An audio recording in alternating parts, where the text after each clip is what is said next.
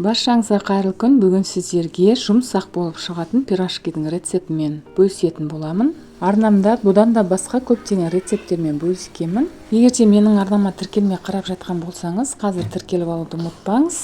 Ең алдымен қамырын дайындау үшін жылы сүт, жылы су және ерітілген сары май, 1 шай қасық ашытқы, 1 шай қасық тұз және қант салып жақсылап араластырып жібереміз. Міндетті түрде ұнды електен өткізіп алыңыздар. Ұнның барлығын бірден салып жібермейміз, аз-аздан салып, жұмсағатып қамыр илеп аламыз. Негізі қамырдың тез көтерілуі ашытқыға байланысты. Ашытқының сапалы түрін қоссаңыз және мерзімі өтпеген ашытқыны қосатын болсаңыз, қамырыңыз тез көтерілетін болады. Жақсылап илеп болған соң, біраз қасық майды осылай құйып жіберіп, бетін жауып, жылы жерге орап қоямыз.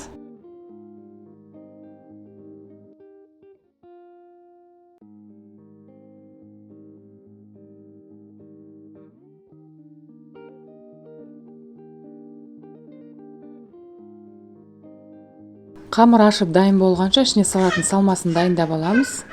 Картопты өздеріңіздің қалауларыңыз бойынша аласыздар. Арасына қалауыңыз бойынша пияз да қосып жіберсеңіз болады, немесе қоспасаңыз да болады.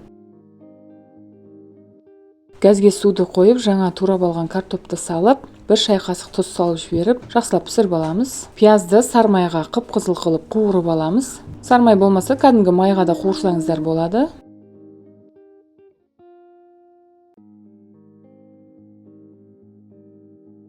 Дайын болған картопты және пиязды салып жақсылап езіп аламыз. Арасына бұрыш қосып жіберсеңіздер де болады. 1-1,5 сағаттың ішінде қамыр көтеріп дайын болып қалады. Қамырды қатты баспаймыз. Дәл осы видеодағыдай 2-ге бөліп аламыз. Бір бөлігін осылай ұзынша етіп, барлығын көз мөлшермен кесіп аласыздар. Барлығын осылай домалақтап шығамыз. Тағы да 5-10 минутқа бетін жауып, тындырып қоямыз. Дәл осы видеодағыдай қамырын жақсылап жайып аламыз.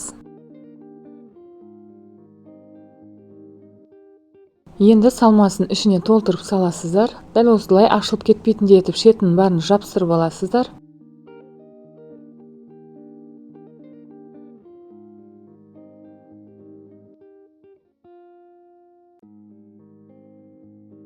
Ішіне салмасын негізі толтырып салсаңыздар болады. Мен өзім балаларым онша ұнатпайтын болғандықтан ішіне аз-аздан салдым.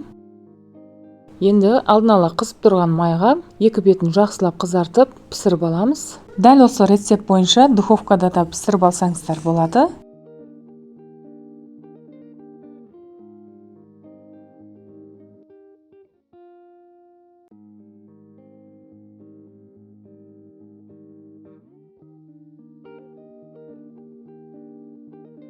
Дәл осы видеоны соңына дейін қарап жатсаңыз, жақындарыңызбен бөлісуді де ұмытпаңыз. Өте қарапайым әрі оңай рецепт. Сізде дәл осы рецепт бойынша жасап көріңіз. Егер де видео пайдалы болып жатса, өз пікіріңізді жазып, осы видеоны бағалап кетсеңіз.